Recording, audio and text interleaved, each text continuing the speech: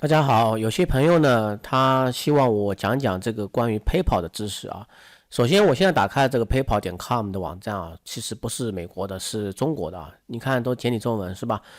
注册方面的话，我觉得不需要多讲了，因为你注册的话其实很简单的，你只要绑定一个银联卡你就可以了啊。然后呢，PayPal 如果说中国的 PayPal 的话，在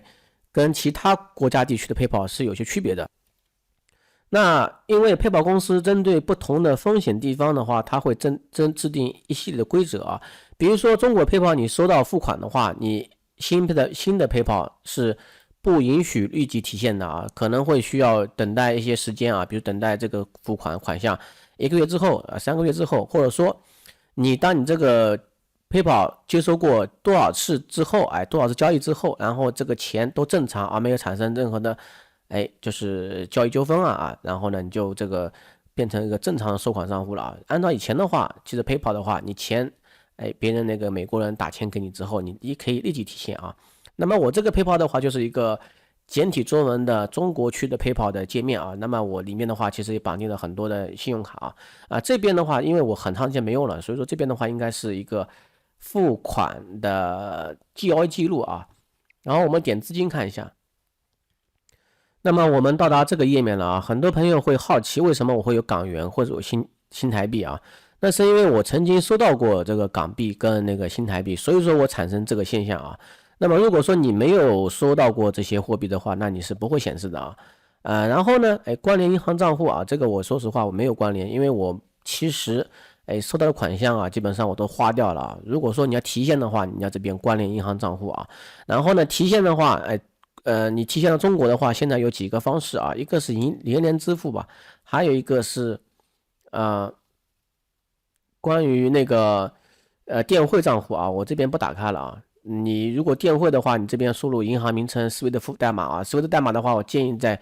银行的官网上获得啊，地址包括账号啊，然后呢，你就是关联之后啊，关联之后你就要付那个电汇费啊。电汇费的话，大概是在$35左右啊。现在因为我很少提现了，所以说我不了解这个规则啊。你看下面我的卡片啊，我的卡片呢，其实有很多卡片已经过期了啊，因为这个账户很长时间没用。其实，在付款方面的话，其实中国 PayPal 跟香港 PayPal 跟美国 PayPal 其实区别不是很大啊，除非是对方有一些网站是只允许美国的客户购买这个商品，那么那个时候你才可能会用到美国 PayPal，其他的话基本上都是一样的啊，没有什么区别的。只有在收款方面，因为防止各种风险地区，它会是有区别的，包括提现方面也是有区别。有的人说，中国 PayPal 好像是有点歧视性规则啊，其实呢也不是这样说的，因为呢，以前有很多人利用这个 PayPal 嘛，因为它是有漏洞的啊，比如说我卖一个电脑主机给别人啊，然后呢，其实我先收钱，钱提到我账上之后，我才发货啊，都可以的以前啊。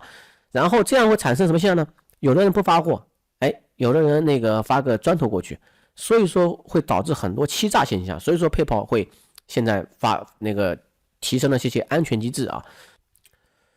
我呢现在打开了界面呢，是我的一个交易记录啊，是2021年的交易记录。那么里面的交易记录的话，你可以看到有很多这个美金啊，然后都是付美金的，基本上。我也只用来付美金啊，然后呢，这个付款的话是不会产生你的费用的额外费用的，比如说你付$50就是$50，但是你收款的话，就会产生这个手续费了啊。这手续费的话，大概在3%点几吧啊，有些4%点几，它也看你的收款每个月的金额的啊。然后呢，一般来说的话，它是产生这样的。就是每一笔费用，每一笔收款，它会收个固定费用，比如说0.2、$0.5啊，然后呢，再收一个百分比的3%、4%的一个比例啊，那么它才从中抽成嘛。那么我们再看回前面的快速收款啊，快速账单啊，这边的话，因为 PayPal 的话都是一个邮箱地址作为一个账户的，那你在这边的话，如果说你要卖什么产品给一个老外的话，你这边输入老外的这个 PayPal 账户地址，然后添加物品说明。然后直接输入金额，然后创建账单，他那边邮箱就会收到账单，然后他付款之后，你就会收到款项了。这个也是比较方便的啊。这个功能的话，在美国 PayPal 跟那个香港 PayPal 都是有的啊。然后呢，我再说一说这个 PayPal 啊，其实有个隐藏的福利啊，隐藏彩蛋啊，为什么呢？比如说你新注册的这个中国 PayPal，哎，然后你在上面产生了一些活动啊，比如说你付款或者收款啊，收款来说的话，应该说是没有任何的返现给你的，但是如果付款的话，你遇到什么问题啊？比如说被 DCC 了啊，什么叫 DCC 呢？比如说我这张卡片啊是一张万事达的卡片啊，比如说这种卡片啊，很容易产生 DCC。比如说我付$10，它会提供我选项，要求说，哎，我这边是 PayPal，它自己有个汇率机制啊，比如说它$10，它给你算成75块人民币啊。那其实这个汇率的话，是不是远远高于这个银行的汇率啊？那如果说我一不小心点了下去，付款成功了，那么就是产生 DCC 了，哎，就是说，哎，这个汇率我是被坑了，是不是啊？大概会被坑5%吧。其实你如果说你刚刚使用这个 PayPal 的话，你是可以要求这个撤回交易的，然后并且你重新付款的啊，这个没问题的啊。或者说呢，他不撤回交易呢，他会补偿你啊。其实呢，我也补偿过几次啊，但是也有额外的东西啊，就是你打电话给客服啊，这边有联系的我们的客服电话、私人电话啊。你如果说新手打电话客服的话，其实新手他会一般来说，有些时候还会送你$5啊，送你$10啊，我大概收到过几十美金左右吧。哎，这个大家福利可能需要的话可以用一下啊，因为如果说你付款频次多的话，它PayPal 也会做个回馈。好，那我们现在看一个我的这个香港 PayPal 啊，香港 PayPal 的话是这样子的啊，这个呢注册的时候其实就是用香港地址注册嘛啊，香港地址的话其实比较简单啊，你找个朋友要一下也行啊，或者说你找个公司地址也行啊，它其实验证的不是你的地址信息，而是验证的是你的银行卡是不是香港卡，这是很关键的一点啊。那么你必须要有一张香港的储蓄卡，你才能被验证为，或者说香港信用卡也行啊，至少一张香港的银行卡，你才可以被验证为你是香港账户啊，否则的话你是验证不了的。那么很多人他会用这个虚拟卡片验证啊，那其实也是可以的啊，但是你这个提现的话就比较麻烦了，因为你没有提现这个香港的银行账户啊。香港的 PayPal 的话，其实有个好处啊，它提现是可以实现免费提现的。那么我们到达这个款项页面啊，款项页面的话，它这边我这边虽然没有钱啊，但是呢，主要账户还是这个哎港币啊。然后呢，下面的话你可以看到啊，这个招商银行香港分行，因为我当时用的是招商银行的一卡通啊，这个比较方便，说实话。付款的话，说实话，我绑定的这些卡啊，其实都是有些中国的卡啊，有些是那个预付卡啊。就是中国的信用卡呢，你其实绑定香港账户呢，你其实也可以付款的，只要同名账户就行了。这个名字跟你一样啊，至少在英文的拼音状态下，你的名字是一样就可以了。但是如果有个前提就是什么，比如说我收到欧元啊，收到美元，那么我要提现到香港账户、银行账户免费提现的话，那其实它不得不强制性，而且是必须的把你这个美元换成港元，然后再体现到这里啊。其实这个美元换成港元的话，它这边汇率其实说实话是有损失的啊。$1的话，大概应该等于7.85港币啊。这边的话，所以说，它也赚钱了。说是说，哎，免费提现，但是的话，它在汇率上它是赚了钱了。其他的话，香港跟中国账户的话区别不是很大啊，但是香港的话就是不会像中国账户一样，哎，收款的话它会有个冻结机制啊，前期的话它不大会有冻结机制。大家好，现在我打开的这个是美国的 PayPal 啊，我好不容易打开，因为我现在还开了它服务器啊，因为为什么我会中港美 PayPal 呢？然后呢，其实呢，这个 PayPal 如果说在同一个电脑上登录的话，很容易会产生关联现象啊。那么我是怎么避免的话，刚才那个大陆 PayPal 跟那个香港 PayPal 的话，我是在同一个电脑，但是不同浏览器且不同 IP 上的登录的啊。所以说呢，哎，这样的话我可以避免这个被关联，是吧？那么我这个美国 PayPal 的话，我在一个单独的独立服务器上登录的啊，这个服务器在美国的啊。那么也比较方便一些啊，我这样防止为关联啊。关联的话就是什么现象呢？就是万一某个 PayPal 被封杀了啊，那你这个全部 PayPal 都会被封杀啊。所以说这个现象呢，大家还避免一下。有的人说呢，哎，这个你要改网卡啊，其实这不需要。我觉得，因为呢，